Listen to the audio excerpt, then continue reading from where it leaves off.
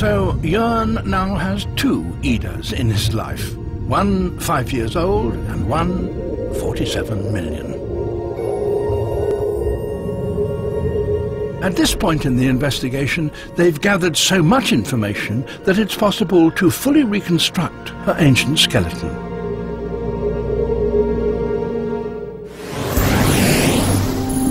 Her 47-million-year-old remains can be brought to life in a 21st century virtual world.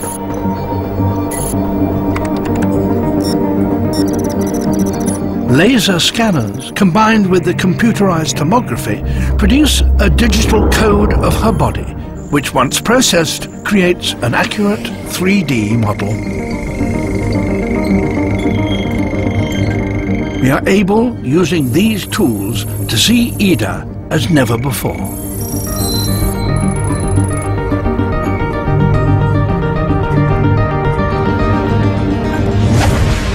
Ida is a warm-blooded creature covered in thick fur. She was just under a meter long, including her tail, which she used for balance as she scampered on all fours through the rainforest canopy.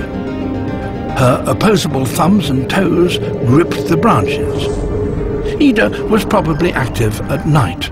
Like us, her two large forward-facing eyes gave her excellent stereoscopic vision.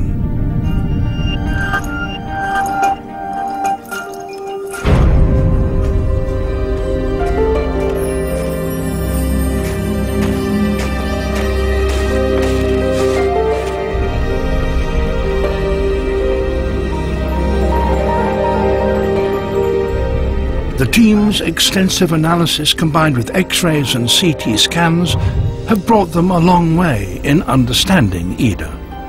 The investigation is, however, far from over. There are still many questions to answer.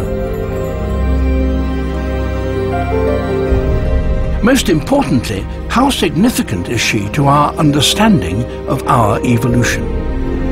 Does she belong on the evolutionary branch that leads to us?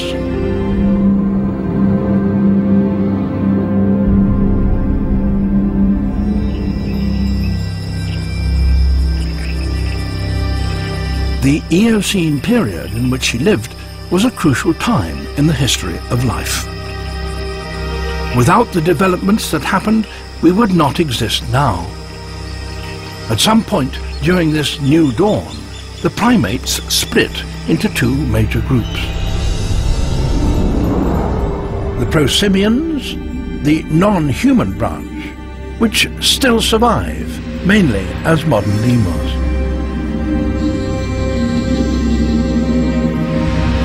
The other branch, the anthropoids, developed into monkeys, apes, and ultimately us, humans.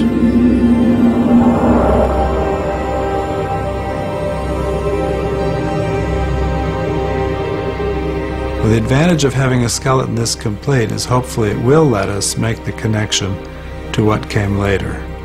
In a sense, studying primate evolution is all about looking at the diversity living today and tracing that back through time. But we're interested here to see how apes and monkeys trace back, how lemurs trace back, and which of these, or all of them, can we find in the Eocene. But what is Ida? Is she our ancestor, or is she on the non-human line, a lemur? Any partial primate remains discovered at Messel so far have been described as lemurs. The first guess, of course, because of the other specimens that's found from the Messel locality, is to say that, okay, this is a primitive lemur. Most lemurs are the size of monkeys and have similar habits and lifestyles, but they are an evolutionary side branch. They've hardly changed fundamentally in 47 million years.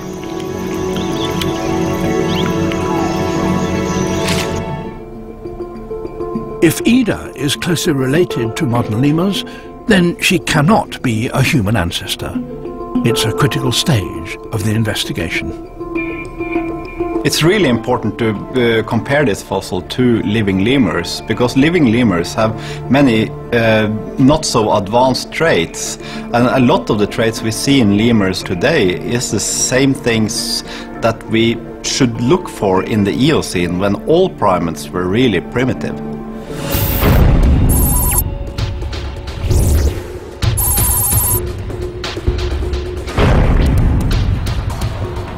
Dental expert Dr. Holly Smith is at Duke Lemur Center in North Carolina. This is the world's largest research center for the non-human line of primates, and here they have a great variety of them, including tarsiers, loris, and lemurs. Is there one that is particularly similar to Ida?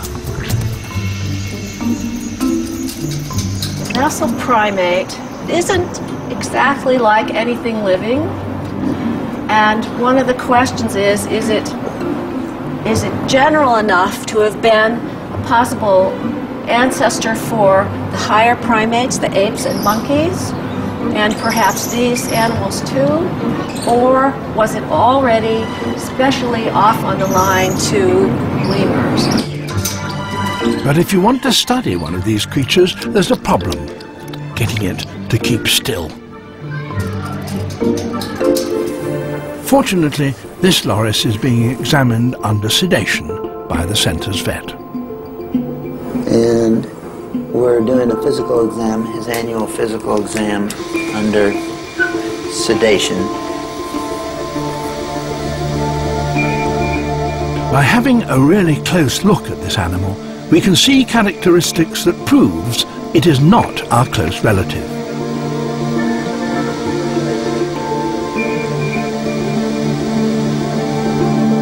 Most of their toes have toenails like we would have, but this second digit has a long grooming claw.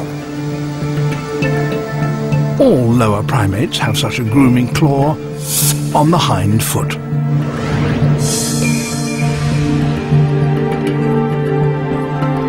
They can use that for grooming their fur, and you can see in primates got a really lush, thick coat of fur, and keeping that in condition is important. Moving around. The vet continues by checking this creature's teeth, Holly's particular expertise.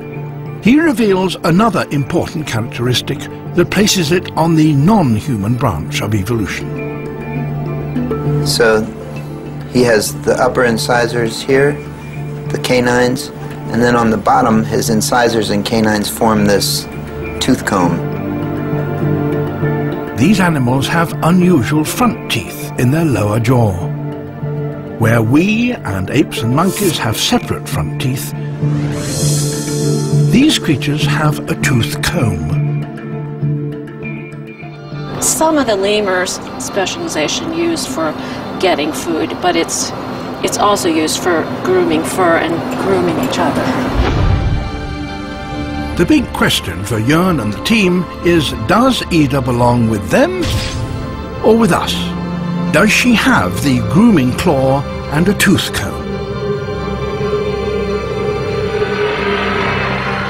So looking at this toe here, there's certainly, it's just as wide as the others. There's not a pointy toe tip like you expect in lemurs to see when there's a toilet claw present. There's nothing like this here. This is also nail bearing. One of the other main lemur traits is of course a tooth comb, and we would expect this of course in the front of the snout, and there's no tooth comb here at all. There's nothing like that in this specimen. Ida's skeleton is over 95% complete, so the team know that these features haven't been lost in collection or in preparation. Put simply, she never possessed them. Unlike the other fossils found in the ancient Messel pit, she is not a lemur. She must be a member of another group. Could she be in a group connected to us?